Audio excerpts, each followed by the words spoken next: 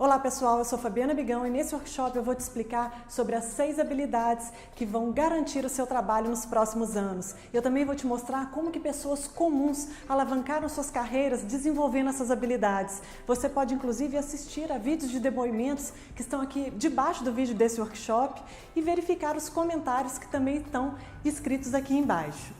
E eu gravei esse vídeo a partir de entrevistas que eu fiz com mais de 70 pessoas em cargos de liderança ao longo das minhas consultorias que eu fiz em várias empresas.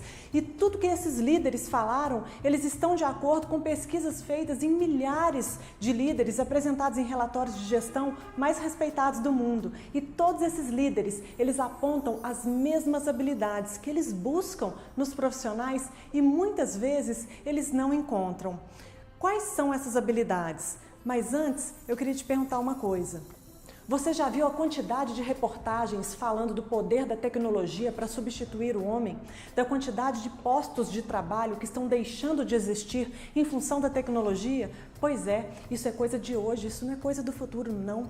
Eu mesma visitei 2 empresas recentemente que reduziram 10% da força de trabalho e substituíram pela tecnologia. Mas existem áreas em que as máquinas elas não atuam tão bem quanto os humanos. Eu vou falar sobre algumas dessas áreas hoje. Uma das habilidades que todos os líderes eles foram unânimes em apontar em primeiro lugar é a capacidade de execução. Tem gestor que chama isso de outros nomes, atitude proativa, capacidade de entrega. É aquela pessoa que mata do peito e chuta pro gol. É aquela pessoa que tudo que você pede para ela, ela chega e fala que faz. Para você entender como que isso é importante, eu estou colocando aqui a frase do Amir Klink. A gente conhece muito o Amir Klink, né, por ser um grande navegador, mas na verdade ele também é um grande empresário. E ele resumiu nessa frase, até de uma forma até um pouco exagerada, né, o que eu escutei de todos os líderes com os quais eu conversei. O que eu escutei? Que é difícil encontrar gente disposta ao trabalho. E eu tive a oportunidade de conversar com gestores nesses últimos anos, né, que tiveram que demitir 30% da força de trabalho. Eu perguntava para eles, quais são os critérios que você usa para demitir? Quem é que você demite? E muitos deles chegavam para mim e diziam, aquele que eu tenho que pedir mais de uma vez. Muitos líderes, eles falam que o sucesso não está na estratégia. O sucesso de uma empresa está na capacidade de execução das pessoas. Mas presta atenção, não basta você ter a disposição para o trabalho e a capacidade de execução. Você tem que saber fazer direito, você tem que saber fazer com o mínimo de desperdício. Claro, nenhum gestor gosta de gente incompetente e produtividade é a palavra de ordem. Então, a sua capacidade de execução, ela tem que vir acompanhada de produtividade. Ainda mais a gente, né, que trabalha no escritório, a gente usa muita informação. Então, a gente tem que saber usar a informação certa, no momento certo, para a tomada de decisão, para a gente não ter que voltar e ter retrabalho. Isso irrita qualquer gestor. E em todas as empresas que eu tive a oportunidade de prestar consultoria e conseguir medir desperdício, a gente percebeu que as pessoas estão gastando de 20 a 30% das horas delas só com retrabalho. Então, tenha sim capacidade de execução, mas preste atenção e preste o melhor serviço com o menor índice de desperdício. E aí, a segunda habilidade que os gestores apontam, muito importante, é a capacidade de solucionar problemas complexos. Toda empresa passa por problemas e é importante a gente falar um pouco sobre exemplos de problemas. Lembra no Japão aquela cratera que foi aberta numa via lá numa cidade japonesa, Fukuoka? Essa grande cratera, eles mobilizaram centenas de pessoas e em poucos dias esse grande projeto ele foi planejado e executado para fechar essa cratera. Um outro problema que teve muito destaque na mídia foi um ataque de um alligator na Disney com a primeira morte uma criança de 2 anos, né, nos 45 anos de existência da Disney. Logo a Disney, uma empresa que é referência de gestão e uma empresa que tem a segurança como a prioridade na gestão dela. E para você não achar que eu só dou exemplo de problema dos outros, eu vou dar um exemplo de um problema que aconteceu comigo. Antes de abrir minha firma de consultoria e dar aulas de MBAs, eu já trabalhei em 2 multinacionais. E uma dessas multinacionais, eu trabalhei em um projeto de redução de inadimplência. E esse projeto, ele tinha algumas atividades, uma dessas atividades era enviar cartas de cobrança para os clientes, falando para eles pagarem, né, e mostrando o valor que eles deviam à empresa. E normalmente eram valores pequenos, tipo R$ 32,10. Só que aconteceu uma coisa peculiar. A máquina para a qual a gente enviou os dados era uma máquina que estava com uma configuração levemente diferente a respeito da vírgula e do ponto. A vírgula, ela não era usada nessa máquina para separar os centavos, e sim para separar o milhar. E o ponto era usado para separar os centavos. Era uma configuração que estava diferente. Conclusão, o cliente, ao invés de receber uma carta dizendo que ele estava devendo R$ 32,10, ele recebeu uma carta falando que ele estava devendo R$ 32.100. Milhares de clientes receberam cartas parecidas. Agora você imagina quando começou a chover de ligações do nosso call center. Na mesma hora, deu um frio na espinha e a gente teve que montar um comitê de crise para tratar desse problema. Problemas existem em qualquer empresa. E quando eu falo em solucionar problemas, eu não estou falando que você tem que agir igual corpo de bombeiro, não. Senão você vai ser um eterno apagador de incêndio. Nenhuma empresa quer isso, nenhuma empresa prospera dessa forma. Para você ser um solucionador de problemas complexos, você tem que agir de acordo com as boas práticas de gestão de projetos, porque um problema complexo é um projeto. Então você tem que ter habilidades para definir metas, para criar cronogramas, para estimar riscos, para integrar equipes, para resolver a crise e evitar a próxima crise. E aí você pode chegar para mim e falar assim: Fabiana, tudo que você falou até agora é muito bacana, mas não me representa. Solução de problemas, gestão de projetos. Primeiro que lá na minha empresa, na minha área, não tem projetos. E depois que problemas dessa magnitude que você citou aí, também não acontece na minha empresa não. E aí eu vou te falar uma coisa, você que pensa, e se você não está sendo chamado para participar, é porque você não é visto como um agregador de valor.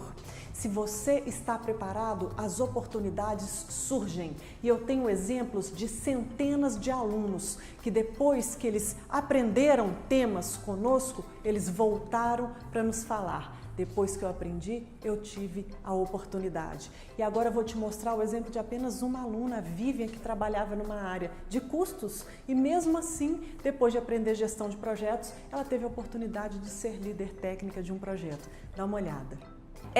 Meu nome é Vivian, eu trabalho na CEMIG, na área de custos, e a minha formação é em administração de empresas. E sou formada há muitos anos, fiz a graduação, especialização, fiz mestrado e desde então não fiz nenhuma capacitação maior além dos cursos que a empresa oferece. Eu acho que estava sentindo falta de me qualificar e fiquei à procura de algum tipo de curso, de treinamento. Só que o meu tempo é escasso. Mãe, 3 filhos, esposa, trabalho o dia inteiro. Então surgiu a oportunidade de fazer o curso de gestão de projetos da Vidia, que apesar de ser uma coisa inédita para mim, porque eu nunca tinha feito um curso virtual, eu falei assim, vou encarar, vou experimentar e consegui fazer o curso dentro dos meus horários de folga. O que eu mais gostei foi isso, né, essa questão da flexibilidade de horários. E apesar de não trabalhar diretamente na área de projetos, eu pensei, vai ser um curso interessante, que vai me agregar, vai agregar o meu currículo. E qual foi a minha surpresa? Que durante a execução do curso surgiu a oportunidade de eu trabalhar num projeto na empresa, como gestora técnica dentro da CEMIG. Então, assim, foi muito legal, porque eu tive a oportunidade de usar na prática, né, imediatamente, durante, né, o que eu aprendi no curso. Então, para mim foi muito interessante, está sendo muito interessante. Trabalhar com todas as questões que são colocadas, a parte de escopo, de riscos, a parte de comunicação, gestão de pessoas. Eu estou tendo condições de aproveitar esse conteúdo do curso nesse projeto que eu estou trabalhando. Então, assim, eu recomendo, fiquei muito satisfeita. Foi uma experiência bem legal fazer esse curso de gestão de projetos da Vidia. Agora, por que as empresas estão com tantos projetos assim? Por conta de um fenômeno chamado reconfiguração contínua. Sabe que a Rita Gunther, que é uma das pensadoras de gestão mais respeitadas do mundo, ela fez um trabalho com 5.000 empresas de capital aberto, com valor acima de 1 bilhão, ao longo de 10 anos. E ela percebeu que apenas 10 empresas tinham crescido em termos de faturamento líquido. E quando ela foi investigar, ela percebeu que nenhuma dessas empresas, as que tinham crescido, elas tinham feito grandes demissões, grandes mudanças, grandes aquisições. Elas tinham feito pequenas mudanças continuamente. E cada mudança é um projeto. Agora, por que essas mudanças estão acontecendo com tanta frequência? Por conta de um fenômeno que a gente está chamando aqui de efemeridade. O que é efêmero, gente? Efêmero é aquilo que dura pouco. As empresas, então, elas estão criando produtos e serviços com uma duração pequena. Por quê? Porque o novo consumidor, o novo cliente hoje, ele quer ter liberdade para mudar a hora que ele quer. Não existe muito mais o conceito de fidelidade. Então, as empresas, para elas se tornarem perenes, elas têm que pensar de forma efêmera. Então, elas têm que mudar a todo momento e toda mudança é um projeto. Por isso, das habilidades de gestão de projetos, por isso que participar de projeto é tão importante. E aí, para atender as necessidades desse novo cliente, não adianta apenas a gente saber só os dados demográficos dele, o nome, o endereço, a idade. Você tem que compreender esse cliente mais profundamente. Você tem que saber como que ele está hoje, do que ele está precisando agora e desenvolver produtos ou serviços para atender às necessidades dele de agora. Isso se chama sincronicidade. Sabe que a Netflix é um exemplo que faz isso muito bem, né? Depois dela disponibilizar, né, o download do conteúdo dela offline, ela também vai sugerir opções de séries para você assistir durante as suas viagens.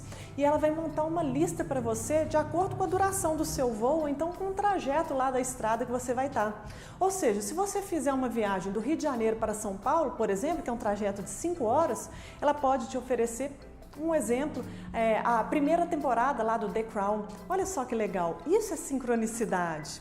E para exercer a sincronicidade, as principais habilidades que você tem que ter é a empatia. Uma das principais, né? A empatia, gente, significa conhecer profundamente o seu cliente para procurar oferecer um melhor serviço.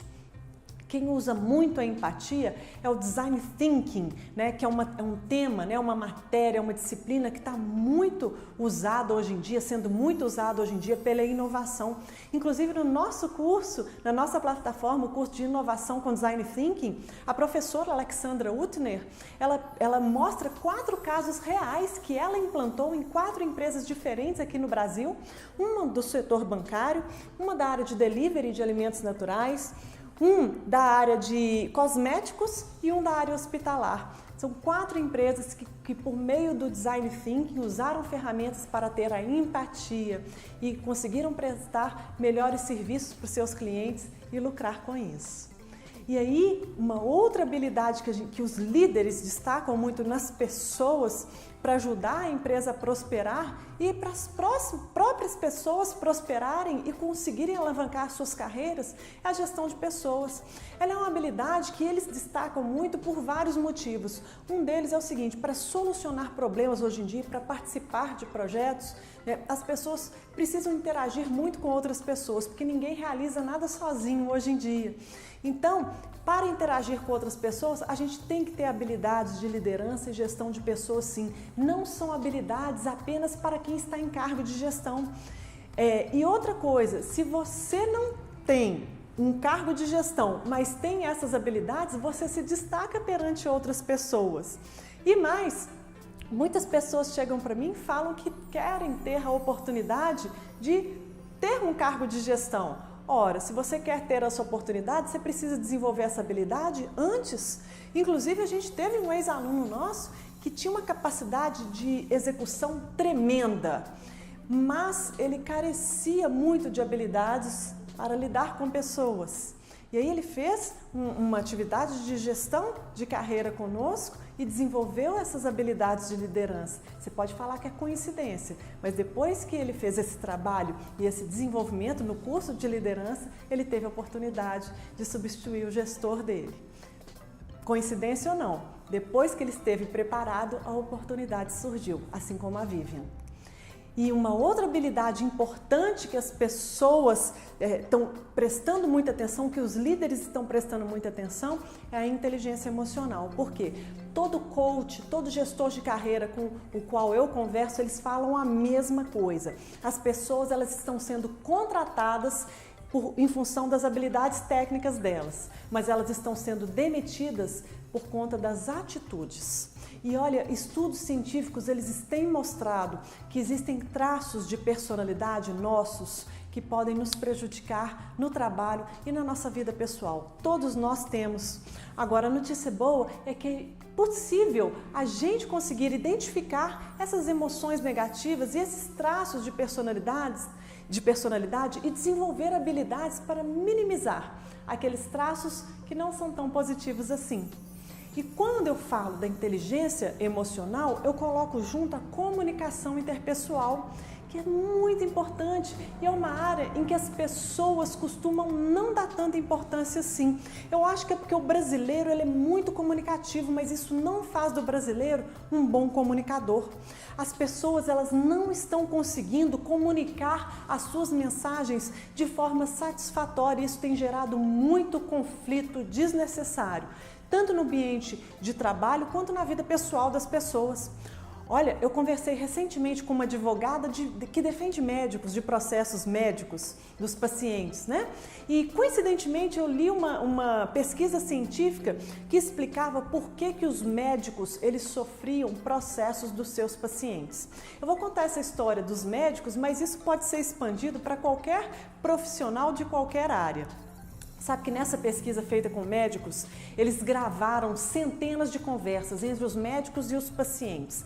Metade desses médicos, eles tinham sido processados pelo menos 2 vezes e metade nunca tinham sido processados. E olha que interessante que os processos que os médicos sofriam não tinham nada a ver com a quantidade de erros deles.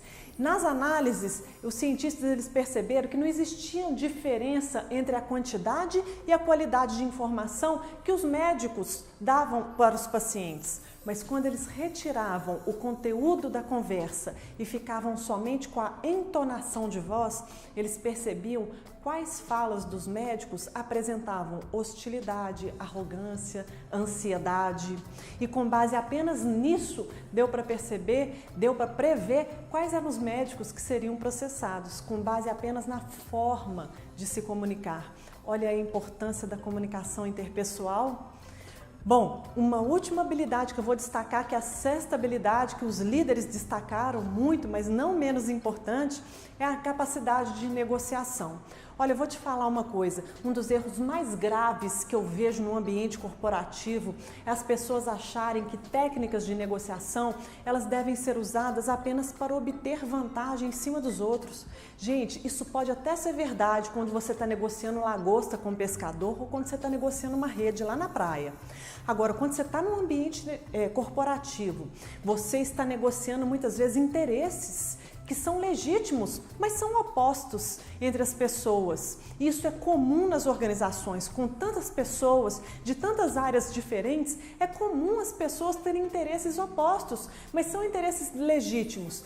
Se uma pessoa percebe que você está negociando com ela só para obter vantagem em cima dela, acaba a confiança, acaba o relacionamento. Numa empresa isso não pode acontecer, não. A função da negociação no ambiente corporativo e no ambiente pessoal também, no nosso dia a dia, é buscar soluções que sejam aceitáveis para todos. As pessoas custam a compreender isso e não sabem planejar e nem aplicar técnicas para isso. Por isso a importância da comunicação. Se você achou este conteúdo útil, acesse o nosso site. Nós temos vários e-books e ferramentas para download. Também temos várias publicações por lá. A Vide ela foi lançada para preencher essa lacuna que tem no mercado online de curta duração, de cursos profissionais, que é entregar conteúdos gratuitos e pagos de qualidade que resolvam problemas do dia a dia dos profissionais. E é por isso que eu estou aqui compartilhando isso tudo com você. E se você tem alguma dúvida, algum comentário, você pode deixar aqui embaixo que a gente responde.